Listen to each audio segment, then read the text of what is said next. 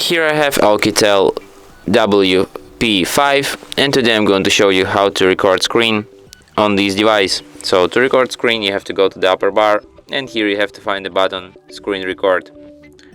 Hold your finger on it and you can access some of its settings. Recording start. You can't access any of its settings, you can only tap on it and start recording.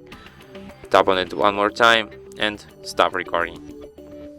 So let's record some of our screen.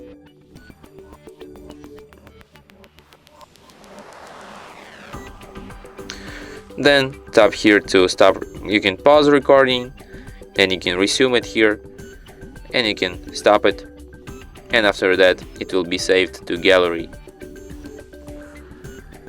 Let's go to gallery and find our recording, and here it is.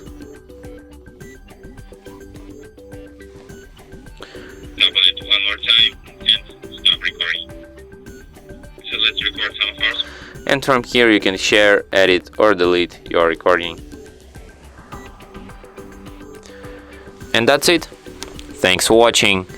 If you find this tutorial useful, don't forget to hit that like button and subscribe to our channel.